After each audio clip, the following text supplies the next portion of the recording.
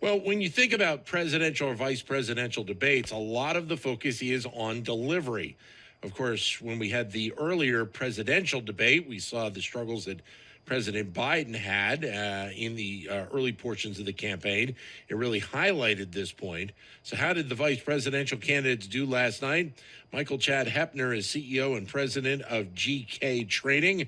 He is also author of the upcoming book, Don't Say How to Communicate Effectively to Live a Better Life. Michael, great to talk to you. How are you today, sir? I'm doing great. Nice to talk to you, too. I think you might need to send a copy of the book to the Walz campaign. I think he broke out a bunch of uhs at the outset of the debate last night. You were watching closely. You're right. You're absolutely right. Very astute of you. In fact, if you look at the math of it, in the first 50 seconds of his first answer, he said 7 ums. Now, I'll let you do the ratio of that. It's a lot. Interestingly, he course corrected completely. The latter minute 10 of that answer, he had 1 and then he had very few ums for the rest of the entire debate. But you're absolutely right. And in fact, if you look at all the commentary today, people assign a bunch of adjectives to it. Oh, nervous, halting, stumbling. But the behavioral thing that you can actually measure and look at is those ums and uhs. Why does an or an become a bit of a crutch for us in our conversations, and obviously for the candidate last night? Yeah, sure. Well, even though I wrote the book called Don't Say I am not the police. And what I mean by that is people are actually very forgiving of these non-fluencies that sometimes litter our speech. It's not a problem if you say It is a problem if you say much, much more in certain content than others. So as an example, if all of a sudden you're saying 10x the number of ums, you betray a real lack of certainty or a lack of conviction on a certain topic area. So, by the way, anybody who's listening who has concern about this, let me give you some comfort with math for a second. I promise I won't bore you. I promise math is interesting in this situation. You know, we average roughly let's call it 3 words per second or so. Most words are about 2 syllables if you average it. Is a single syllable. So if you say 1 every 5 seconds, you're still only in the range of 3% of the total syllables that come out of your mouth. Not that big of a deal, but it is a big deal if there are a lot more in certain content, and that's why Walt's first answer was picked apart so much. Body language is something I know you talk about in the book. How did body language, what was the read for both candidates in that category last night? Yeah, it's very different. So one of the things that you'll notice with Waltz is his ums and uhs and his precision with language got better as soon as he began to open his mouth more, use more vocal variety, and more physical expressiveness. In other words, he dialed up his communication instrument physically, and that helped him remove those uhs and ums. He is at his best, and you'll see this in big stadiums or large big-ticket communication events. He is at his best when he uses all of himself. And in fact, he enunciates so clearly that you can sometimes even read his lips with the sound down. So as he got more expressive, his communication overall got better. Vance is completely opposite. What's fascinating about him is he is essentially consistent no matter what he's talking about. His enunciation is dynamic and decisive.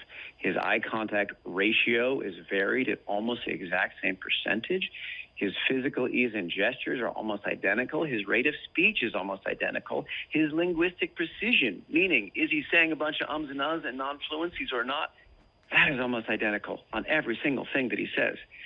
So the good news is he looks very polished, imperturbable, really in command of things. The bad news is he looks exactly the same when he's lying or when he's telling the truth. And that can subtly increase an impression of deceitfulness or dishonesty.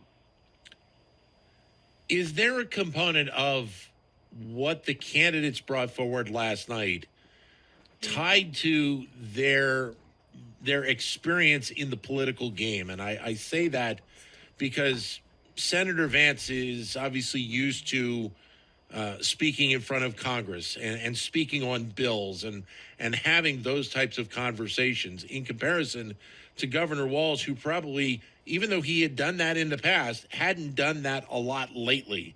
And maybe the experience itself was just part of the reason why we were seeing some of what we saw last night. I think you're absolutely right. I mean, you have to think about the number of hours logged in these different situations.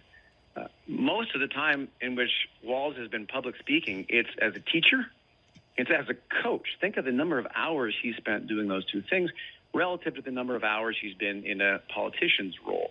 J.D. Vance, the exact opposite. Now, please don't misunderstand. I'm actually not saying that Walz struggled mightily through the whole debate. I don't think he did. The first 50 seconds were not his best, for sure. But there are other answers that he was quite effective from a delivery standpoint. And as good and as polished as J.D. Vance was in his delivery and many of his answers, the fact that he was that same amount of polish when he was talking about who won the 2020 election or if he would certify the winner of that election, the fact that he was that polished and that seamless may actually cut against him.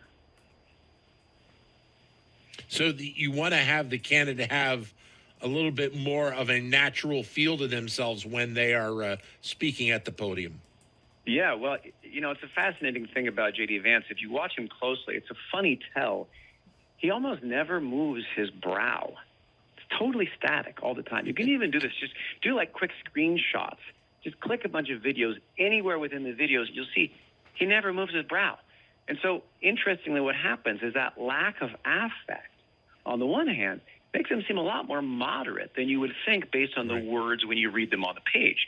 The flip side, though, is when you sound exactly consistent no matter what you're talking about, it begins to get a little suspicious because you're thinking, well, which one is true here and which one is a lie? So it's a bit of a lens for people to watch for. Can I ask you something quickly, if I can? What has it meant when you see a candidate kind of curl their thumb into their index finger like they're holding a pen and they're shaking it at you like they want to make a point? I'm always concerned when a candidate does that. Yeah. It's funny. You asked me about this the last time we talked, and you're absolutely right. Again, it's a very accurate and specific observation. Most of the time what has happened there is they have been schooled against making some other kind of gesture, whether it's pointing, whether it's doing something, what is supposedly overly dramatic or too expressive. And so they're trying to constrain their gestures, keep them more rigid and tighter to try to show more command. But most of the time it doesn't work because in real life, guess what? Our hands have a story to tell too. In real life, we talk with our hands. So if you're trying to give a candidate something to not do, most of the time they're not successful because it activates thought suppression. That's why I called the book Don't Say because essentially it's a trick. Because the more you tell yourself don't say the more you're thinking about So that little curled in thumb thing is because they got scolded. They're trying to avoid doing something. That's part of the reason why it looks so artificial. It's funny you say that, Michael. I caught myself saying one to you in that interview. I don't know if I said more, but I caught it once. So I'm going to try and focus on that to get it out of my system. Michael, great to talk to you. Thanks very much for your time today. You as well. Have a good one. Michael Chad Hoeppner, who is CEO and president of GK Training, author of the upcoming book, Don't Say How to Communicate Effectively and to Live a Better Life. Second hour Wharton Business Daily kicks off in just a moment.